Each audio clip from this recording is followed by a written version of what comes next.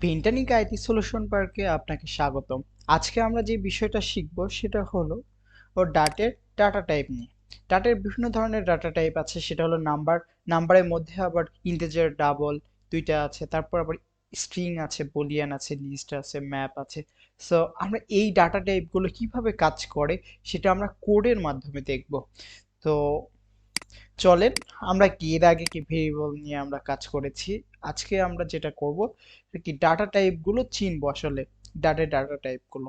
ওকে, so ফার্স্টে আমরা কি করব, এখানে যেটা আছে সেটা হলো নাম্বারের মধ্যে আবার কি পূর্ণ সংখ্যা আছে আর কি ডাবল আছে, ইন্টিজার আর ডাবল। ওকে, তার মানে আমরা ইন্টিজার নিয়ে আগে কাজ করি। ইন্টিজারে কাজ করলে তার মানে হলো টি। ওকে, সো টির পরে কি একটা নাম দিতে হবে না? সো আমি এটা দিলাম কি, এ দিলাম। ওকে, ইন্টিজারের নাম্বারগুলো সবসময় কি কোটেশনের মধ্যে হয় না, এটা কোটেশন বাদ দেওয়া হয়। সো আমি 12 দিয়ে নিলাম, তারপরে কি, ওকে। সো আমাদের কিন্তু ইন্টিজারের কাজ শেষ। এখন যদি আমরা প্রিন্ট করি একে, ওকে, এখন দেখেন 12 কিন্তু চলে আসছে। ওকে, সো আমাদের পূর্ণ সংখ্যা কাজ করছে। এখন আমরা তারপরে কি করব, ডাবল সংখ্যা কাজ করছে কিনা সেটা দেখব। সো আমরা ডাবল নিলাম, ডাবলের নাম দিলাম বি। ওকে, সো এখানে দিলাম 12.56। ওকে, সো এইটুকু দিলাম।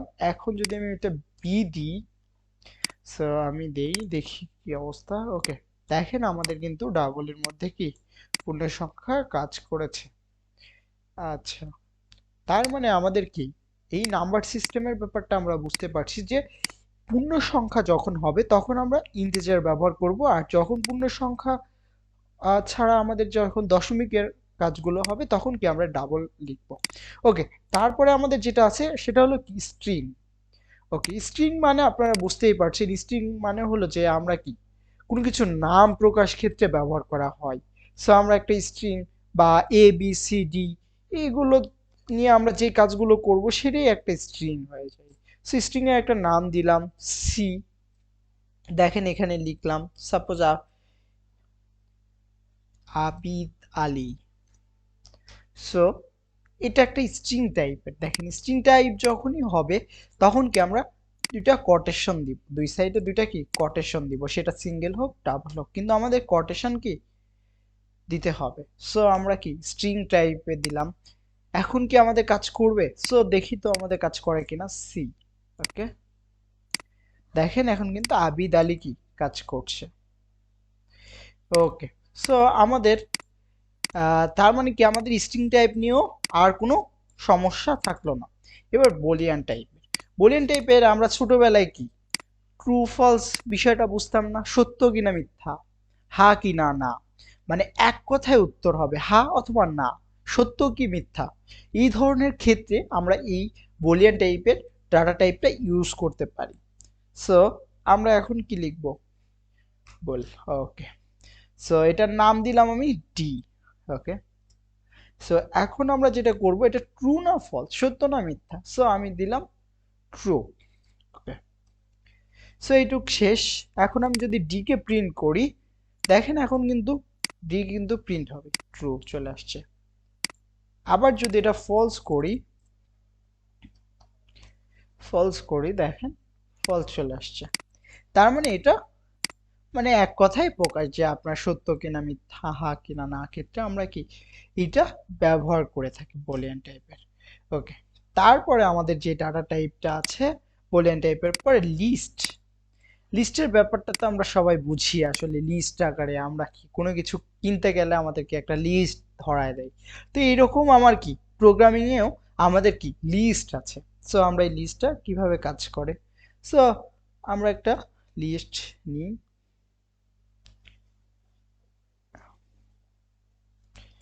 ওকে, সো লিস্ট নিয়ে নিলাম।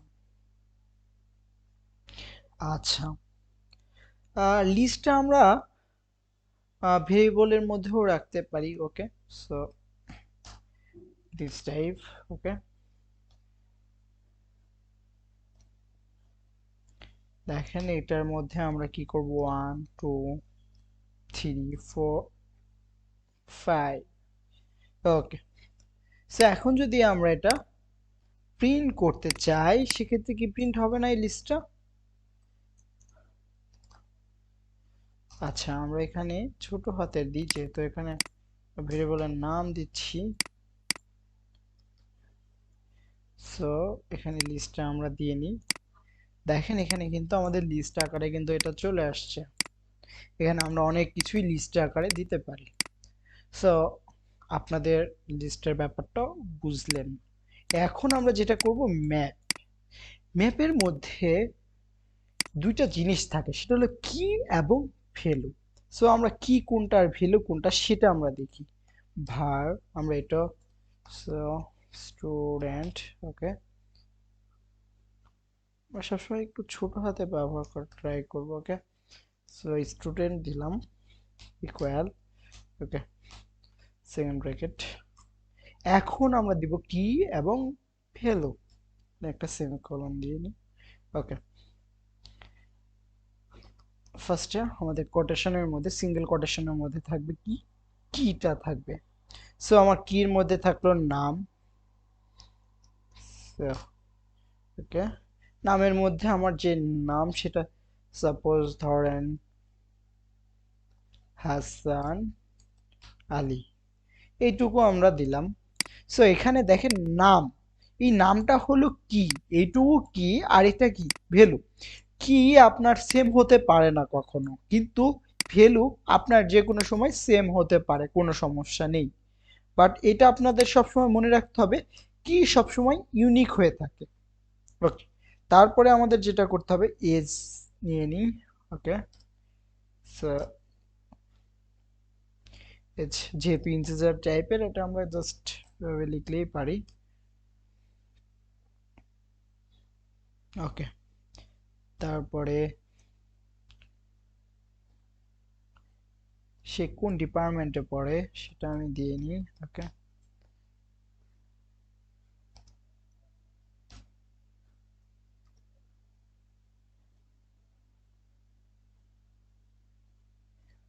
ধরেন সে সিএসসি তে পড়ে।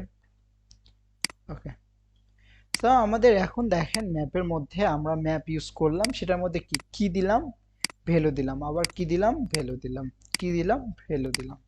তার মানে আমরা এখন যদি আমরা স্টুডেন্টকে, দেখেন স্টুডেন্টকে যদি আমরা প্রিন্ট করি সেক্ষেত্রে আমাদের দেখেন এই যে নাম Hasan Ali, age 25, department CSC. তার মানে কি আমাদের ম্যাপের ক্ষেত্রে ব্যাপারটা আমরা বুঝতে পেরেছি সবাই, যে দুইটা বিষয় থাকবে, সেটা হলো কি এবং ভ্যালু। তো আপনাদের বোঝার সুবিধার্থে আমি আরেকবার আপনাদেরকে বলে দিচ্ছি, সেটা হলো ইন্টিজার টাইপের কি পূর্ণ সংখ্যা 12, পূর্ণ সংখ্যা ডাবল, মানে আমরা দশমিক বা ভগ্নাংশ যেগুলো কাজ করি সেগুলো। সো এখানে স্ট্রিং, স্ট্রিং টাইপের যেগুলো আমরা লিখি বিভিন্ন কিছু, সেক্ষেত্রে স্ট্রিং টাইপে আপনি যে কোনো কিছুই ডাবল কোটেশনের মধ্যে রাখবেন, সেটাই স্ট্রিং এর মধ্যে হয়ে যাবে, স্ট্রিং টাইপ হয়ে যাবে। তারপরে বলিয়ানের মধ্যে কি ট্রু ফলস, ইয়েস নো, আমরা এক কথায় যেগুলো প্রকাশ করি। আর লিস্ট হলো কি, আমরা যে কোনো ধরনের লিস্টের ক্ষেত্রে ব্যবহার করে থাকি। আর ভার স্টুডেন্ট, এখানে আমাদের নেম থাকবে, ভ্যালু থাকবে। এ ধরনের কাজে আমরা যখন কি এপিআই নিয়ে কাজ করব, সেক্ষেত্রে কিন্তু আমাদের এই ব্যাপারগুলো কাজে লাগবে, এই ম্যাপগুলো কাজে লাগবে। সো আজকের মতো থ্যাংক ইউ সো মাচ সবাই।